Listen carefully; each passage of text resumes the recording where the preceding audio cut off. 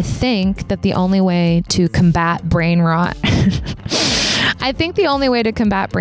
is to have conversations and just like be old fashioned.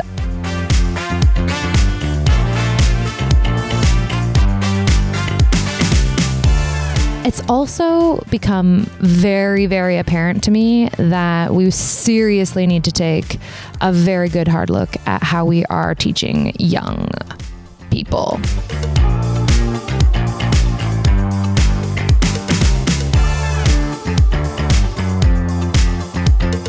Like, because your brain is just so inundated with stimulation through the screen, I can't imagine that just imagining and like make believe and playing house or like playing bus driver or whatever. Like, I can't imagine how that would be satisfying for a child. What's up, everybody? Welcome back. This is the All of You podcast, the podcast where we sit down with all of you. And today I have I don't know if the camera can pick it up. I'm here all by myself. This is the first time I've ever recorded by myself. It's interesting. New setup. I'm mixing it up. Mixing, keeping things interesting, keeping things spicy. This is the All of You podcast, and I'm still working on the intro. It doesn't come very naturally to me. Like, I know I'm supposed to say something along the lines of like, if you're new here, hit the like button or something. I need to study podcasters and the way that they open up their episodes. I think it's pretty natural when you have someone on set with you, but when you don't and you're all by yourself and you're just staring out at an empty room, it can be really weird to kind of wrap your brain around the fact that you're not talking to yourself, you're talking to all of you, because this is the All of You podcast. Yeah. Anyways, so this is kind of just a little bit of a, I don't know, what do I want to be when I grow up conversation, but not, because if you've been paying attention at all to any of the, I don't know, sort of messaging that I've been putting out into the universe, it's that I don't feel like the answer is asking, what do you want to be when you grow up any longer, because we don't know what opportunities or jobs or technology or spacecraft or whatever is going to be developed in, the next 10, 15, 20 years, like within my lifetime. And it's just had me thinking so much in the last, I don't know, I'd probably say like the last 6 months or so, because I've always been really intrigued by technology. Like, I've always been fascinated by a gizmo or a gadget. I mean, like, I retired from my gaming career around the N64. Like, I did play the original PlayStation.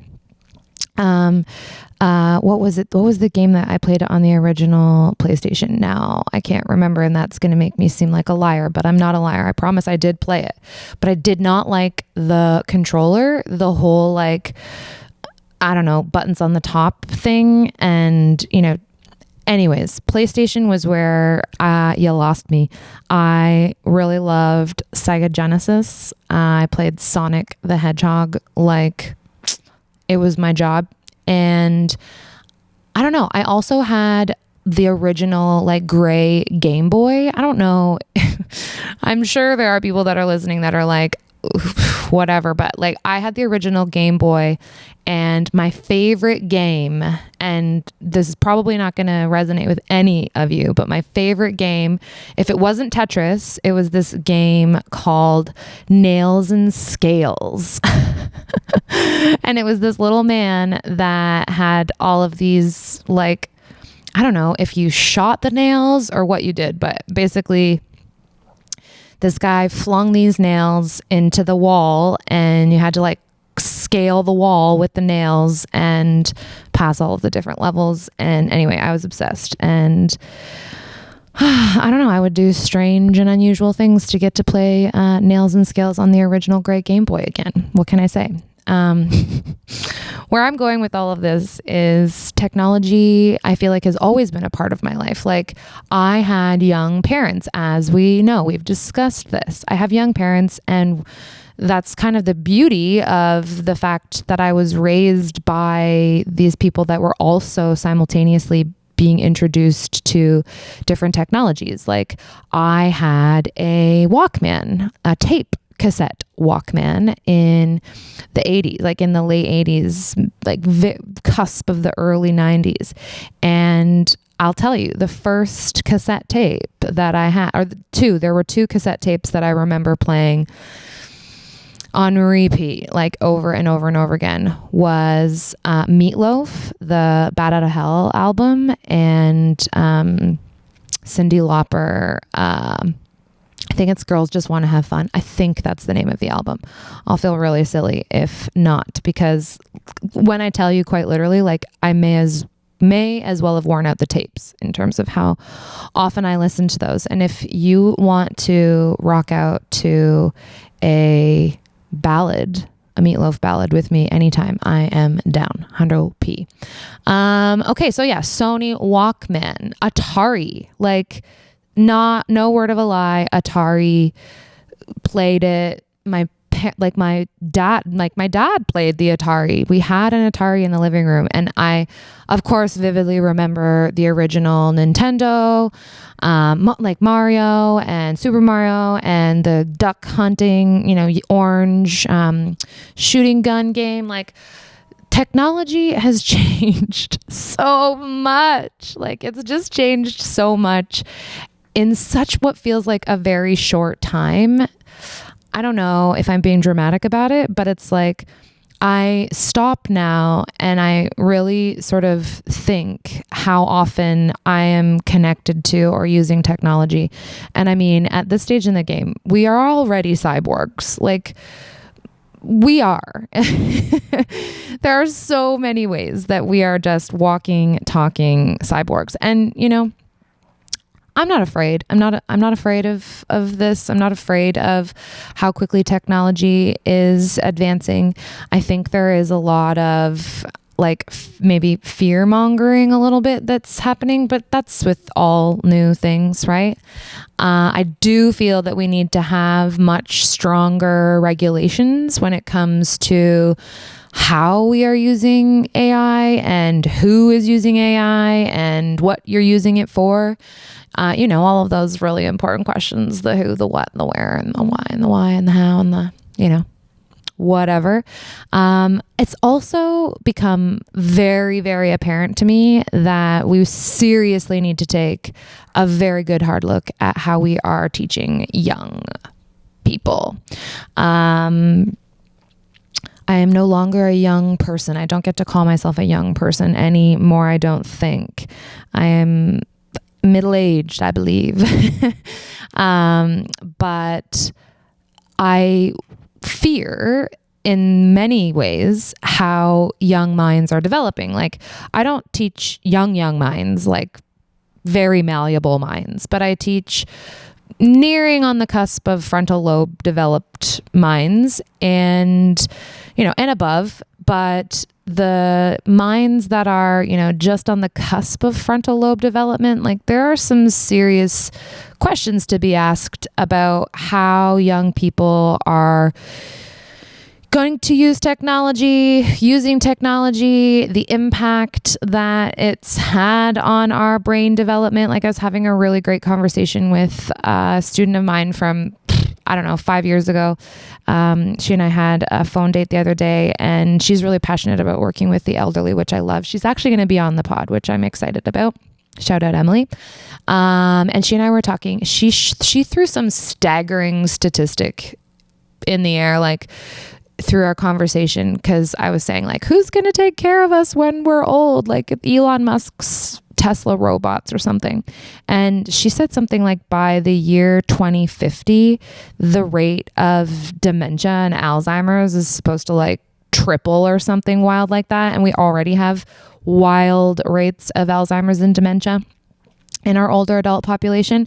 It's like we are not equipped to know at this stage what the impact of literally having a screen shoved in your face from the second you are conceived or the second you emerge from the womb. In some cases, like, we have not been alive long enough to know what the implications of all of this are going to be. Not to mention, I have just gone down a wild rabbit hole, and let's just call it what it is. Like, I'm a childless woman, so the children fascinate me. I think it would be very different if I had 3 little rugrats, mom, and give me a snack, and temper tantrums. Like, I think I would have a very different perspective of children and maybe the youth if I had my own. But because I don't have my own, I find them fascinating. Like, I just find observing as an onlooker, through the lens of, what I see on social media and what I, am exposed to through my friend groups. But I've gone down rabbit holes of, Gen Alpha videos on YouTube, and it is terrifying. Like, terrifying. I was also talking to somebody recently, and they were saying that like more than 3/4 of primary school, like junior grade school, like 3/4 of the classes are on the spectrum in some way. Or, the rate of nonverbal children in classrooms as well is like alarming. And we're not like ringing any alarm bells. Like, we're not, calling a state of emergency or anything here, but I've watched some YouTube videos where like, it's really sad actually, and maybe I shouldn't be feeding into this, but there are some parents that record their kids when they are having temper tantrums and then put it on the internet. That child will never recover from that. Like, I don't know how a lot of these children who, have grown up in the family vlogging or mommy vlogging era, like, I don't know exactly how all of this is going to impact them, but needless to say, it's a question for how even my generation will be impacted. I just posted a short little blog on LinkedIn and wherever. And it was I just posted a picture of me sitting at the very first family computer that we got for Christmas in the year 2000. Yes, that is the millennium year, I think. Millennium year for a millennial lady. Anyways, I posted this picture of me Christmas morning wearing this goofy hat, and definitely it was taken with a film camera because I just had the silliest, ridiculous face on with this goofy hat, and I'm sitting in front of the computer. It was in my parents' bedroom on this teeny tiny little rickety wooden desk. I remember I couldn't even like fit my legs in the hole under the desk. I think I later like took that desk and sanded it in the driveway and painted it like a bright orange color. That's a very Shannon thing to do. That hobby started very early in my life. But anyways, the desk in that picture and the desktop computer and the positioning of the mouse pad and, just the thought of, having that computer in my parents' bedroom. It did not even have an internet connection. When we got the computer, I don't even know how long it took for us to get an internet connection. And if I'm being honest with you, I think we may have had one of the very, very, very first versions of high-speed internet, which is like mind-bending. But yeah, I do remember when we got the internet finally, and like one of the ways that very early on, like one of the ways that my parents would discipline us would be by taking away the cord for the modem. You bet. Yeah. So whenever my dad wanted to use the computer, he would just bring the cord to the modem with him. He would plug in the modem. And then when he was done using the computer, he would take the cord with him, and we would not be able to use the internet. We could use the computer if we needed to like type things for school or whatever, but the internet was something that was dangled over our, I guess it was more so myself. My brother was still kind of young. He did use the computer. I don't really know what for. He was still pretty heavy into gaming when we first got the desktop in the house. But yeah, like, I think that was the beginning of the addiction for me. Like, I definitely think that I've said my whole life that I don't think I have an addictive personality, but I definitely have an addiction to technology, and I definitely have an addiction to working or having an unhealthy work-life balance, among other things. Just kidding. But no, I definitely feel like that was the beginning of my technology addiction. But I might even go out on a limb and say that I was like hyper fixating on the Game Boy and Nintendo 64. Like, I could sit in front of the N64, like playing, what was that game? Like the Mario World game where you had to go into the doors of all the different lands and win the stars. Loved that game. Loved it. It was like an amazing, incredible adventure. Yeah, so I would say that the hyperfixation or addiction really, settled in for me around video games. Oh my gosh, I would even go a step further. Like, this is wild for me. This is wild how much technology has been such an active role in like my development. Even using the VCR, like, watching VHS movies. I was a Disney kid for sure, but movies in general, and when I say I would watch the same movie over and over and over and over and over again, like, this is no word of a lie. Anybody who knew me as a child, you will remember this. I know you will, but there were just some VHS tapes, much like Cyndi Lauper and Meatloaf. Those VHS tapes definitely would have been worn out from how often I would watch the whole thing through, rewind it, play it again, watch the whole thing, rewind, play it again. I'm trying to think what movies I would have classified as the like hyper obsession level. I would say Beauty and the Beast. Definitely. That was a big one for me.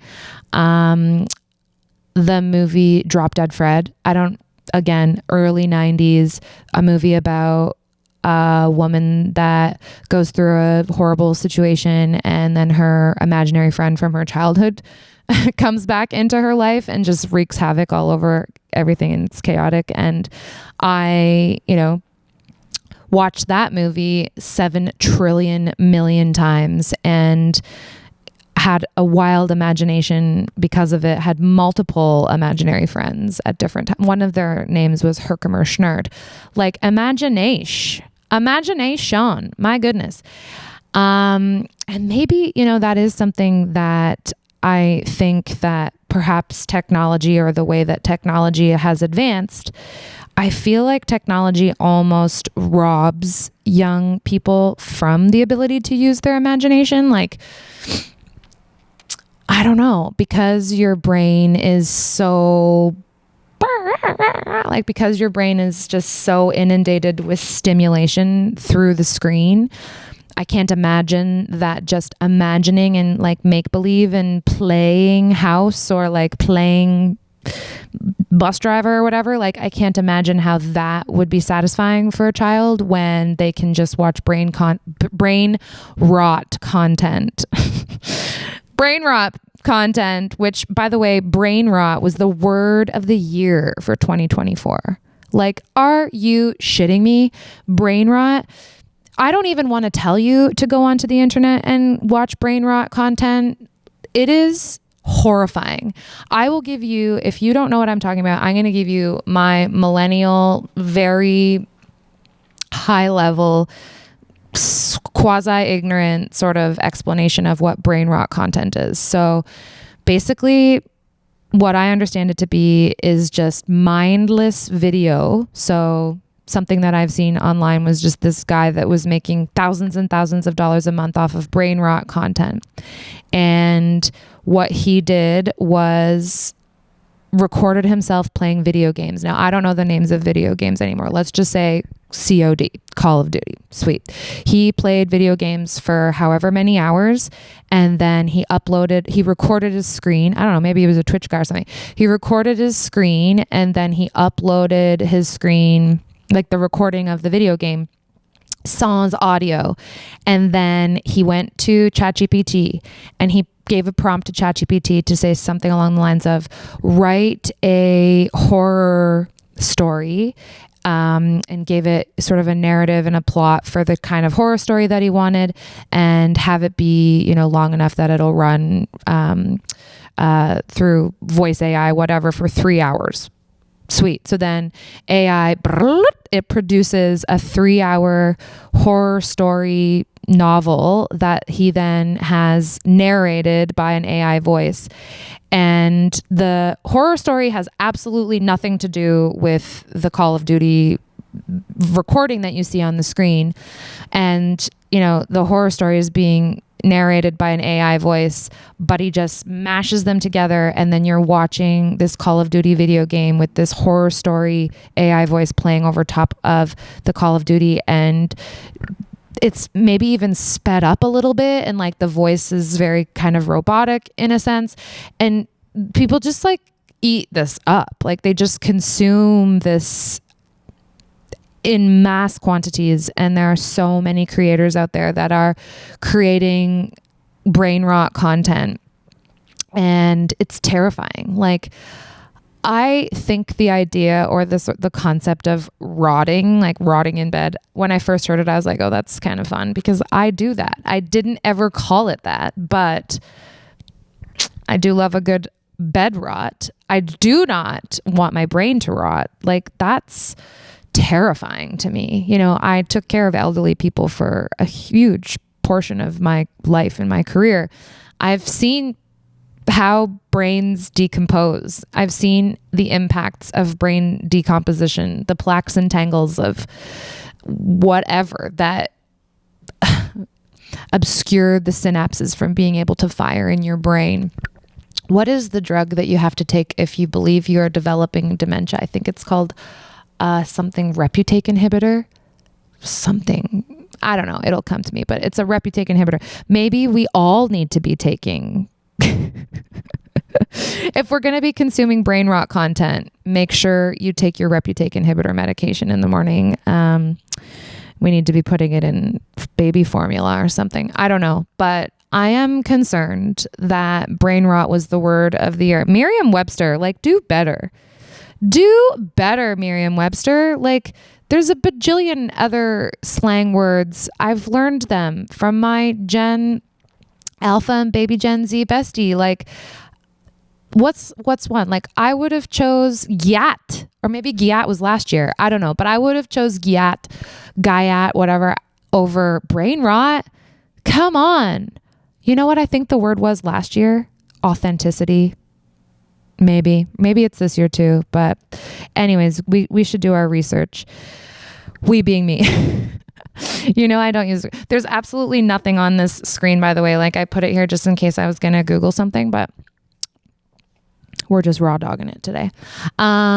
So where I was going with this: technology, brain rot, the youth of our nation, the future of tomorrow, who will be taking care of me when I am a demented old woman. I don't know. But what I do know is that we have these incredible tools available to us at our disposal. And if we don't get a handle on how we are using the technology, I fear for the future. I fear for the future of the workforce. Although, we will adapt. Everything will be fine. I recently watched the movie, and I don't even know if this is what it's called anymore. They may have changed the name of it just for like PC purposes, politically correct purposes, but I think it's called Idiocracy.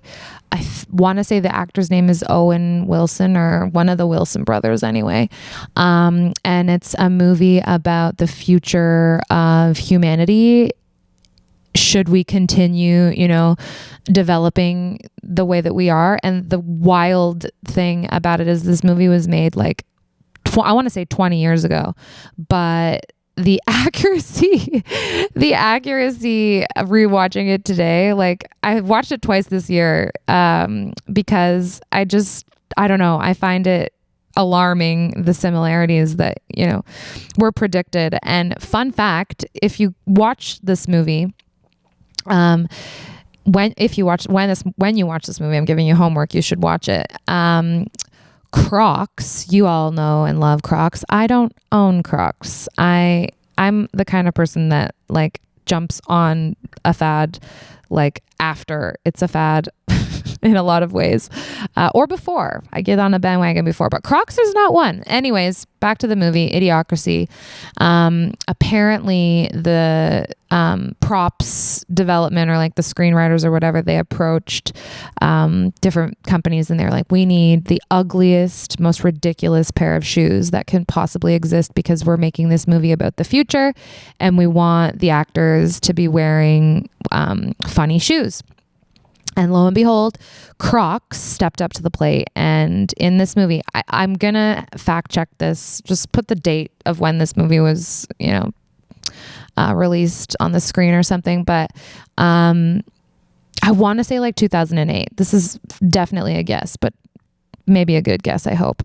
So Crocs, 2008, now it's nearly 2025, and people are wearing Crocs, and they're bedazzling their Crocs, and there's platform Crocs and high heel Crocs and ginormous Crocs and teeny tiny little baby Crocs. And it's just hilarious to me that they were originally designed as the shoe that were intended to be worn by society in 100 million years from now, and they were intended to look silly, and now everybody loves them, and everybody's wearing them, and everybody wore them in the movie. It might have been The Prisoners, I don't remember, but yeah, the future of humanity and our younger generation and technology, like I said, I am fascinated by children's minds. I'm fascinated by, I don't know, it's just this demographic that's like 10 to 15 years younger. I think being able to talk to them about the future is really interesting to me. And then like anything younger than 15 years younger than me, I'm just so intrigued by them. I just love listening to them talk. I love seeing their little minds work. I love seeing them problem solve and, have meaningful conversations with them. And I think that the only way to combat brain rot,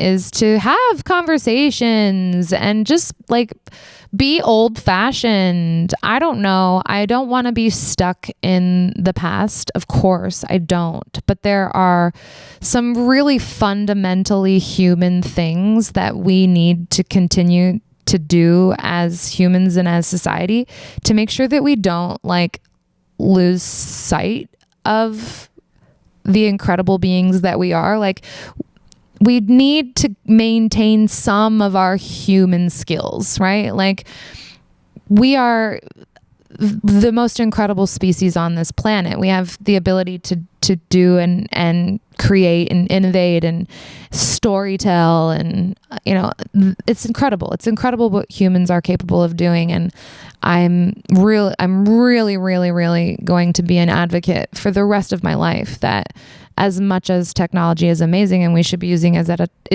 we should be using it as a tool, I also think that we need to proceed with caution and, I don't know, like have some regulations for the things that young people have access to. Like, I don't remember I consume a lot of content. I do, but it's not brain rot content. I kind of made a little bit of a goal for myself. I've made 3 goals for myself. That's another thing young people need to do.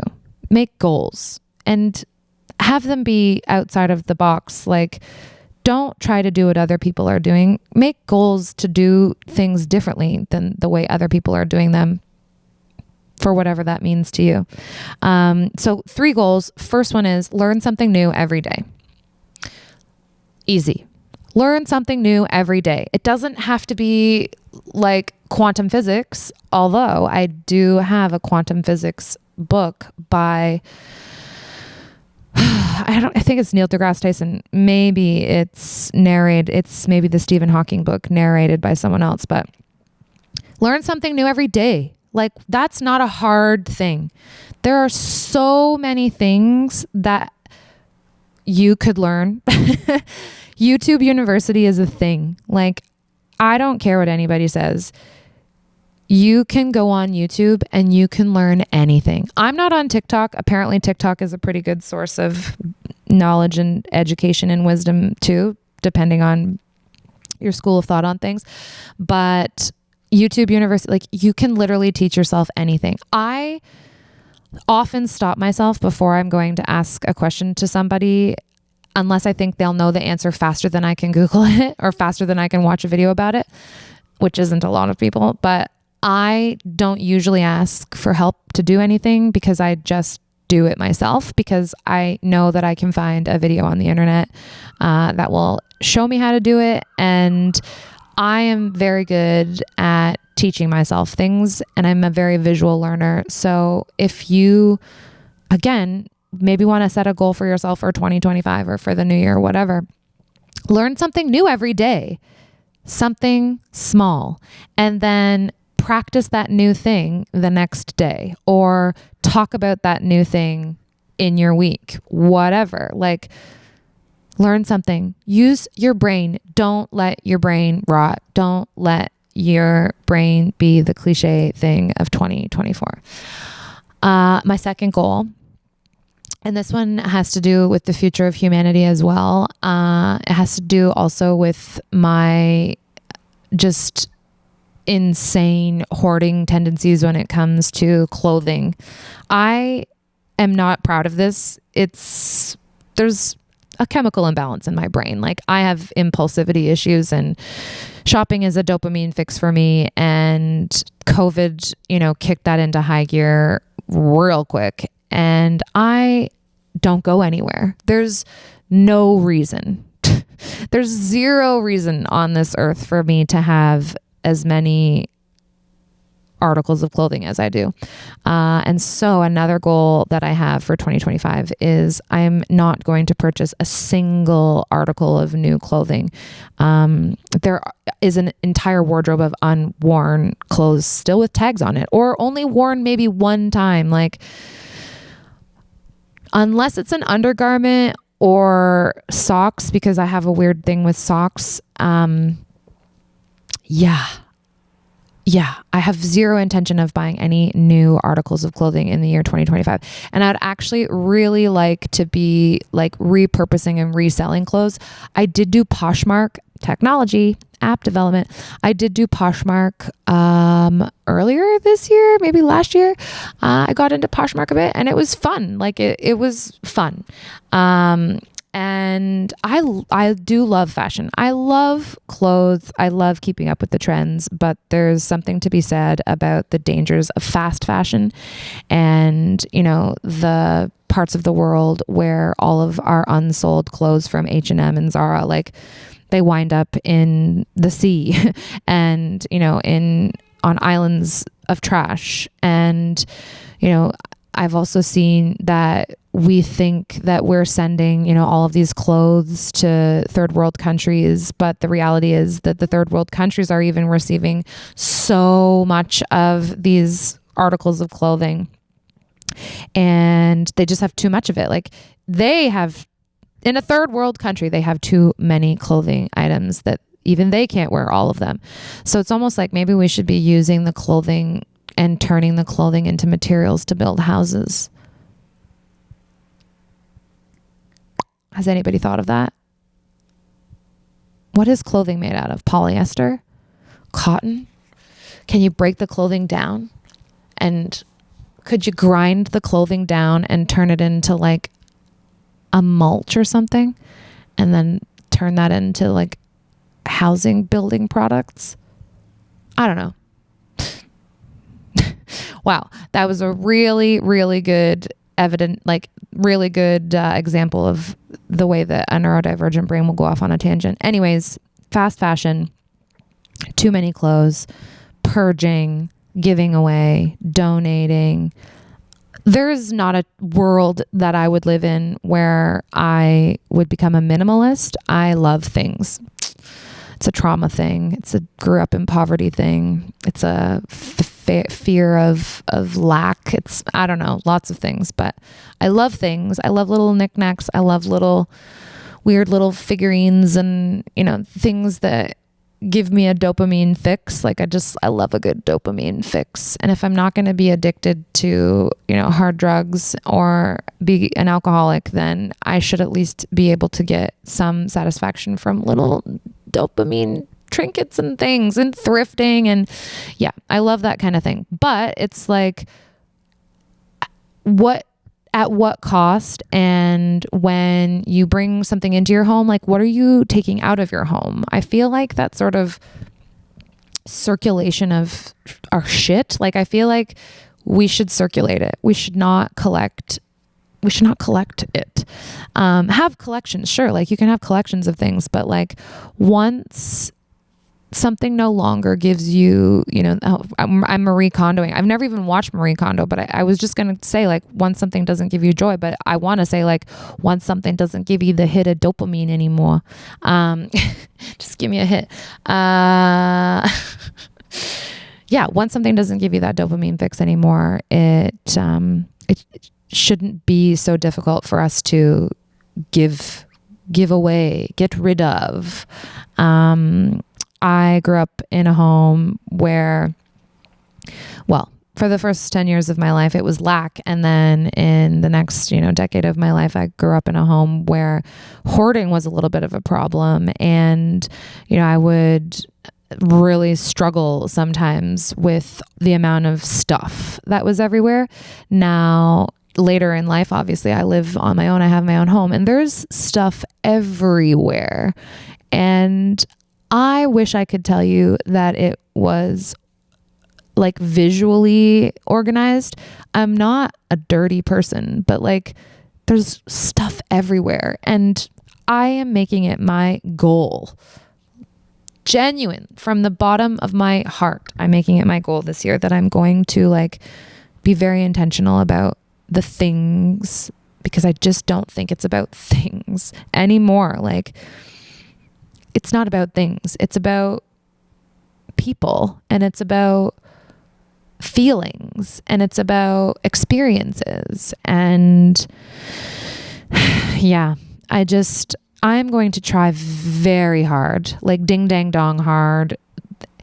I will be very sad if some new fashion trend comes out next year and not that I'm like overly trendy by any stretch of the imagination, but like if some wild thing comes out next year, forget about it. I'm not following in your fashion trendy footsteps. I'm going to be just wildly navigating my way through either used clothing or swapping clothing or borrowing clothing. Like, there's just no need. We all have too much.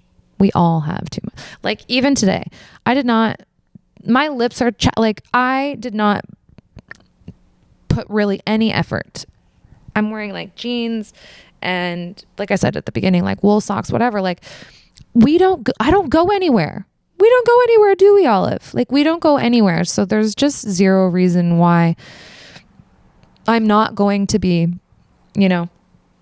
gallivanting around LA anytime soon. There's zero reason why even somebody that lives in LA would need as many clothes as I do. And like, how many dresses do you need to have to wear to a funeral? Like one good LBD little black dress. That's all you need.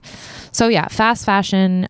I don't know if this inspires you at all, but we all have too much crap, and maybe just try to decrease the amount of crap, right? Try to get your dopamine hits from other sources instead of filling your Amazon cart and, checking out. And I do have a third goal for 2025, and now I'm forgetting what it is. So one is reduce, reuse, recycle from a clothing perspective, learn something new every day. Oh, dang it. I just had this conversation with my therapist and now I can't remember what the third one was. It'll come to me. Something good.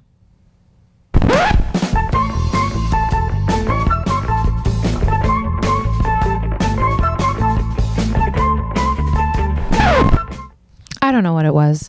It was really good. This is the unfortunate thing about my brain is like a hyperactive brain. And then, you know, when you're going to look for the thing that you need, you can't find it. It's like the Rolodex gets clogged. And the retrieval of something that you just talked about a few hours ago has disappeared from your mind. Anyways, so yeah, setting goals, trying to be a better human, reducing my ecological footprint. Yeah. And just, I don't know. Oh, I remember what it was. I remember what that's crazy. So my third goal is to identify ways to be self-sufficient in terms of, finances. Like I've worked in the system. I've worked in healthcare and in education. I've worked since I was 12. I had a paper route and then long-term care and blah, blah, blah, like, you know, all the things. I've worked in the system. I've worked for the man. I am appreciative of everything that the man has done for me. Thank you, man. Thank you, healthcare. Thank you, education. I'm grateful for all of the years that I've had, learning and growing within the system, but I would really like to be focusing on business. Like I just feel so deep in my veins, like deep in the core of my being that I'm a creative person. Like I'm a big thinker. I'm an outside of the box thinker. I don't know. Anyways, I would really just like to figure out how people do it. I would like to figure out how people build something from nothing. And Olive Branch Mentorship Incorporated, or OBM Inc. for sure, as you know it, obviously is something from nothing, but it's a not-for-profit. It's my way of creating something for other people. And I hope that it's something that exists forever. I hope that eventually I'm able to, hand it over to other people to let them run it, because I love Olive Branch. I love it. It's been the hardest, most challenging experience ever, including, integrating this podcast as part of the experience and all of that. But like, yeah, I just think that I would really like to be a successful entrepreneur. And I don't know what that looks like exactly. I have obviously a bajillion ideas. Oh my God, a bajillion ideas. And that's why I love technology so much, is because like ChatGPT, man, like ChatGPT is my boyfriend. Okay. It's so attentive and it's just understanding. It always has the right answer and doesn't try to solve your problems unless you ask for advice. Like it's just, I don't know. It's just a really good companion to bounce business ideas off of. And okay, maybe it's not my boyfriend, maybe it's my business partner, but like whatever, same thing. Using AI to develop business plans and just there are a lot of ways that you can use artificial intelligence to make money, I think. Clearly, there's thousands of people already doing it, if not millions of people already doing it. And I'm the kind of person that's like, it can't be that hard. That's how I felt when I started a podcast. It's like, it can't be that hard. Let me figure it out. Let me hyperfixate on it for a minute.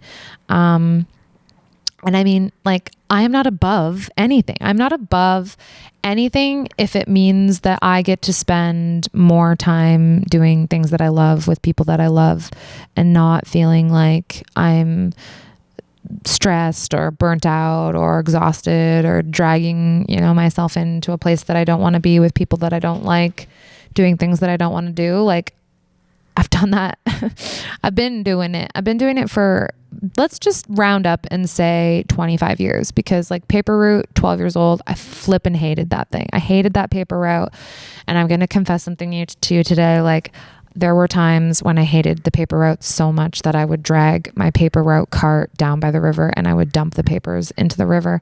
And then I would go for a little stroll and then I would walk home and I would say that I delivered all the papers to my parents and they would say, wow, you were really quick this time. And I would have thought that I was like gone for a long enough time, because obviously I didn't have a phone or a watch or anything to know how long I had been gone to deliver the papers. But I tricked them. They didn't know that I threw the papers into the river. I'm sure that I got in trouble for that at one point, or like I ditched all of the papers in the back shed or something. Anyways, paper route. I started it might have been 11. I may have been 11 years old, and it was like the penny saver or something. And I want to say Tuesday and Friday, this van would like roll up to my driveway and it would chuck all of these bales, I guess they're called bales, of newspapers. There was like, I think I had 102 people on my route. And I'd have to drag all of the bales of papers in. There would be 102 papers in each stack of all of the different flyers for shopping and, coupons and whatever. All of the different flyers. And depending on if it was the Tuesday or the Friday paper, that would, determine how many papers would be in the package. And sometimes on Fridays, like especially nearing the holidays, the paper would be so thick because there would be friggin' 27 inserts, like Canadian Tire and all the grocery stores and like Best Buy, and yeah, just flyers on flyers on flyers on flyers. And I would have to walk around. I stacked all of the papers on the dining room table, the piles of 102 papers or whatever.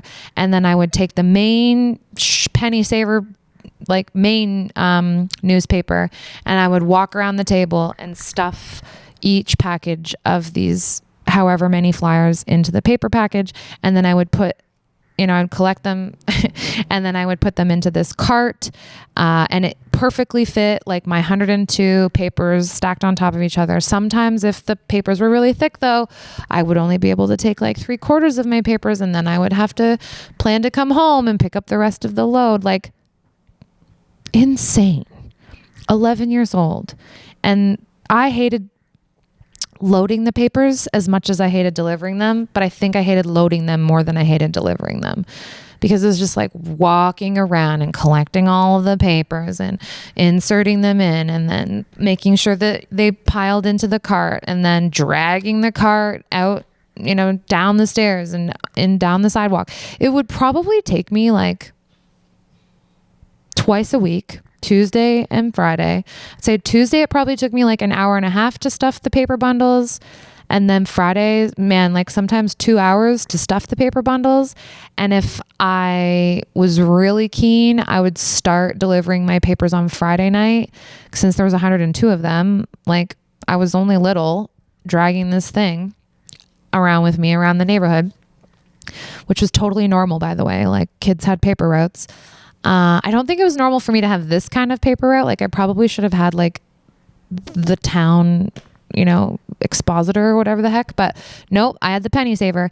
And the more like the finale to this story, the finale to this story is that, at 11 or 12 years old, the very first job that I had, the penny saver paper nightmare, I think I was making like 12 cents a paper.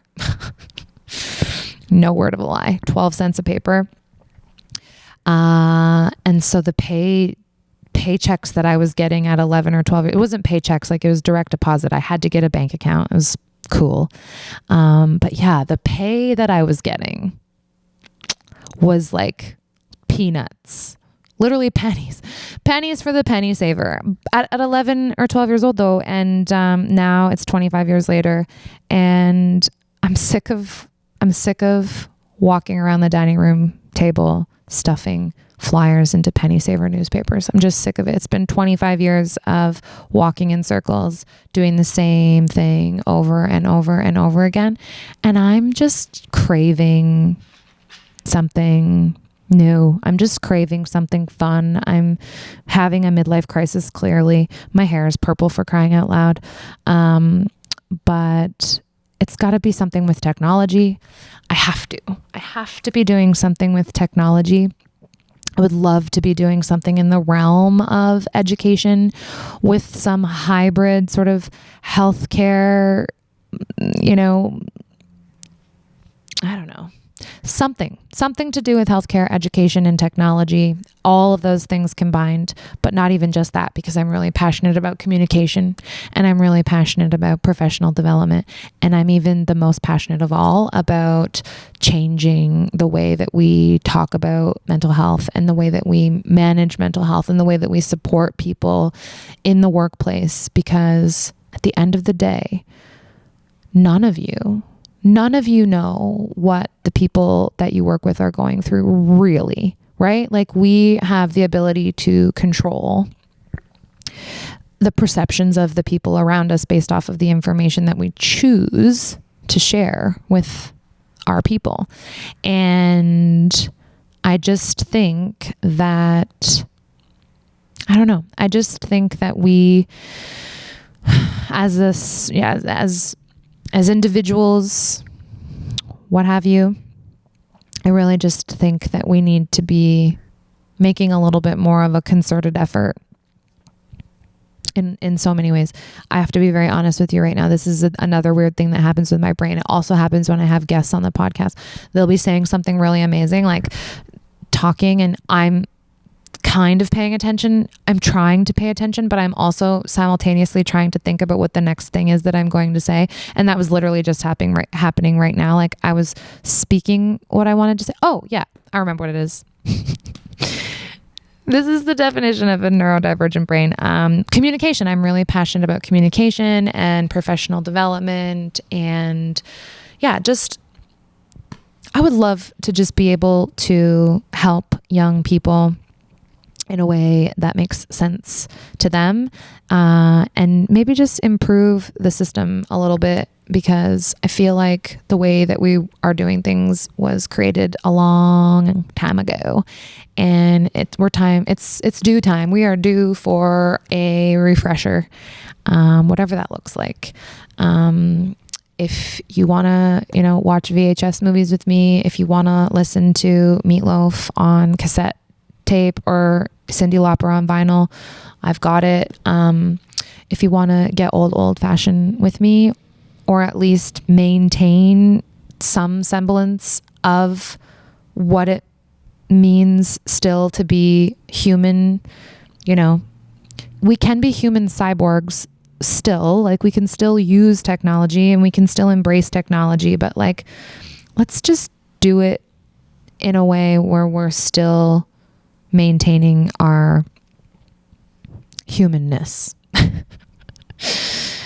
Can you make me that promise? Can you make me that promise as we head into 2025, which is like, here's another mind rot for you, a brain rot for you. It's been 5 years since COVID. It's been 5 years since they told us that a man ate bat soup, which we now know is not even true. Apparently, allegedly, for entertainment purposes only.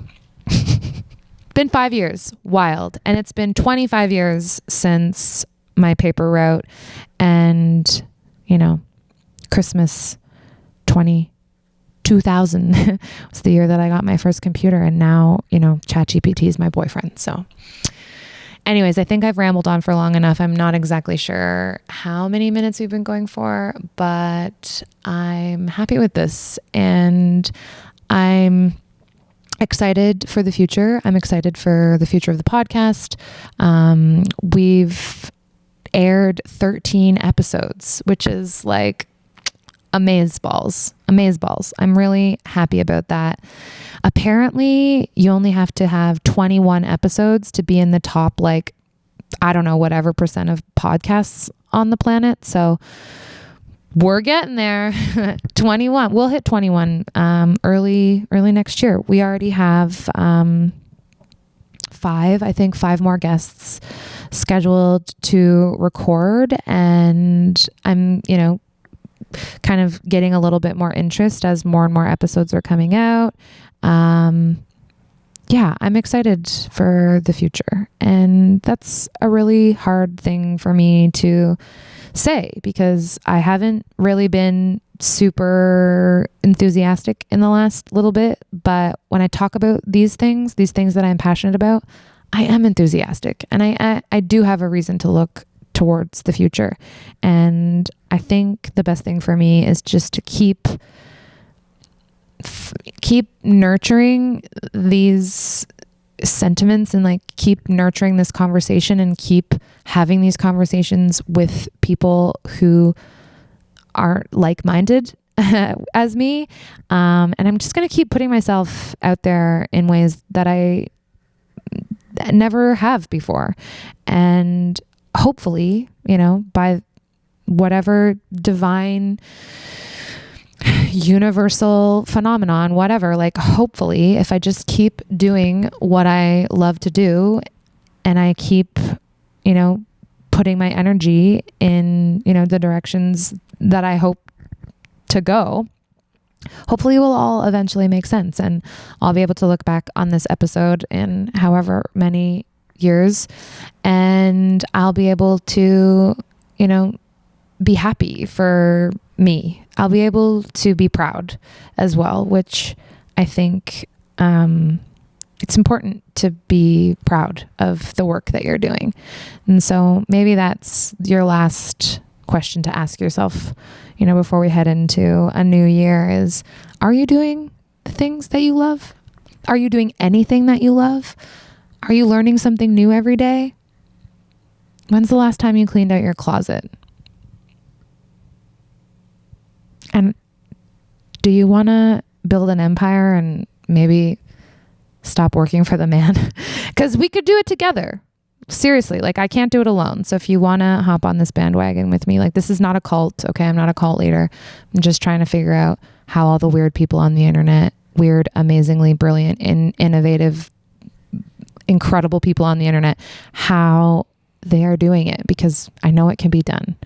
And I really want to see how technology and humanity and thinking outside of the box, I really want to see where that can take Olive Branch and the podcast. And anyway, to infinity and beyond, I guess. Buzz Lightyear. That was another VHS that I watched in the early 90s. All right, guys, that's it for now. This is the All of You podcast. My name is Shannon, and I guess I am your host. You're supposed to like and subscribe and hit the bell notification and comment and share. I don't really know what's the most important in all of those things, but I do know that any kind of engagement is good engagement. So even if you think I'm a blazing fool, let me know, because that helps the algorithm and stuff. Anyways, this is the All of You podcast. Bye for now.